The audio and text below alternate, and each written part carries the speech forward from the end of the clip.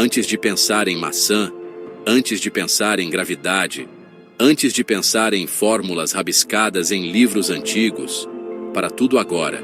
Porque Isaac Newton não foi apenas um cientista, ele foi uma mente obsessiva, um homem solitário, um dos maiores responsáveis por moldar a forma como a humanidade entende o universo, e ao mesmo tempo, uma das figuras mais complexas, contraditórias e humanas da história da ciência. Este é o canal Alma Curiosa, um canal onde a gente não transforma gênios em caricaturas, onde a gente não resume vidas gigantes em curiosidades rasas, e onde cada história é contada do começo ao fim, com tempo, com profundidade, com contexto. E agora, bora pro vídeo.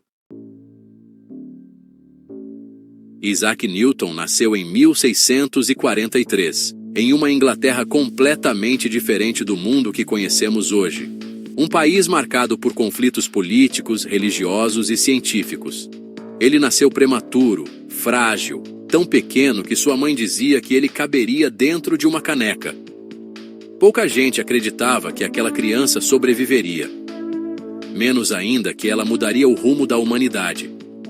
Newton cresceu sem pai.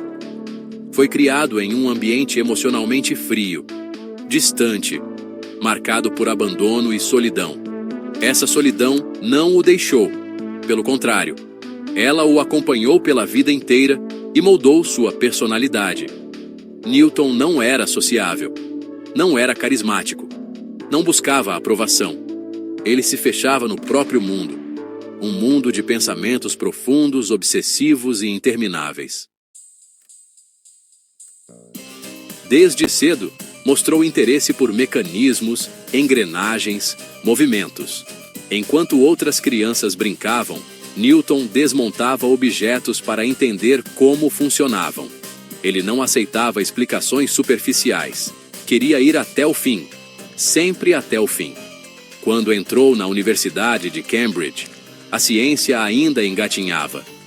Muito do conhecimento era baseado em ideias antigas, algumas herdadas da Grécia Antiga, outras misturadas com religião, filosofia e até misticismo.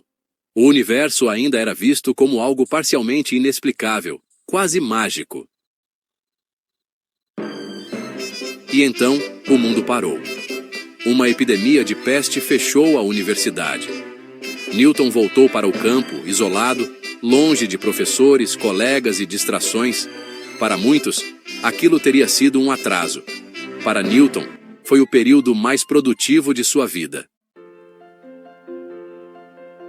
Sozinho, em silêncio, ele pensou sobre movimento, pensou sobre luz, pensou sobre forças invisíveis, pensou sobre o céu. Foi nesse isolamento que nasceram algumas das ideias mais importantes da história humana. A gravidade, as leis do movimento, o cálculo. Tudo isso começou ali, longe dos holofotes, longe do reconhecimento. A famosa história da maçã não é exatamente como foi contada. A maçã não caiu na cabeça de Newton como em desenhos animados, mas ela caiu. E o que realmente importa não é a maçã, e sim a pergunta que veio depois. Por que ela caiu para baixo? Por que não para o lado? Por que não para cima? Essa pergunta simples mudou tudo.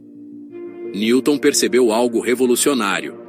A mesma força que faz a maçã cair é a força que mantém a Lua em órbita da Terra e os planetas girando ao redor do Sol. Não havia duas físicas diferentes, uma para a Terra e outra para o céu. Era tudo a mesma coisa. O universo obedecia às mesmas regras.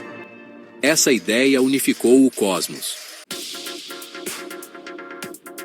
De repente, o universo deixou de ser um mistério caótico e passou a ser uma máquina gigantesca, regida por leis matemáticas precisas. O mundo nunca mais seria o mesmo. Mas Newton não era apenas um gênio tranquilo trabalhando em paz. Ele era obsessivo, guardava rancores, tinha dificuldade extrema em lidar com críticas. Passou anos sem publicar descobertas por medo de ser contestado. Quando finalmente publicou, mudou a ciência para sempre. Seu livro, Principia Mathematica, é considerado uma das obras mais importantes já escritas. Ali estavam as leis do movimento, a base da física clássica, a fundação de tudo que veio depois. Sem Newton, não haveria engenharia moderna, satélites, foguetes, carros, aviões. Nosso mundo tecnológico simplesmente não existiria como é hoje. Mas existe um lado de Newton que quase nunca é contado. Ele se interessava profundamente por alquimia. Passou anos estudando textos místicos, tentando entender segredos ocultos da matéria.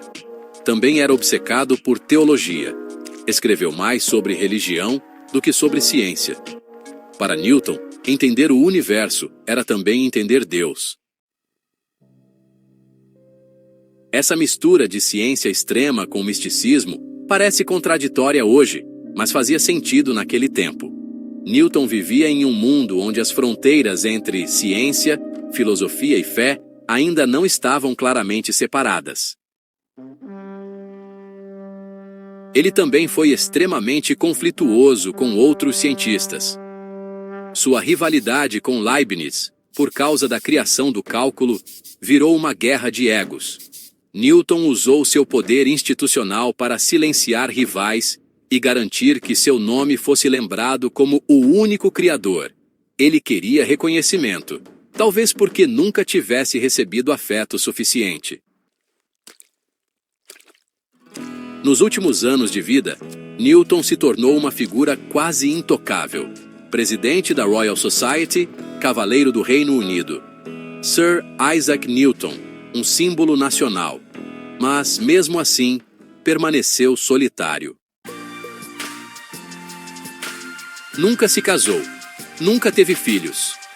Viveu cercado por livros, papéis e pensamentos. Morreu aos 84 anos. Uma idade impressionante para a época, deixando um legado tão grande que ainda hoje sustenta nossa compreensão do universo.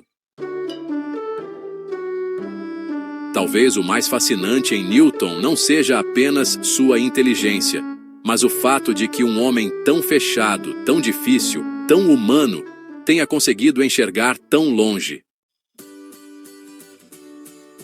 Ele nos ensinou que o universo não é aleatório, que a natureza segue regras, que entender o mundo é possível.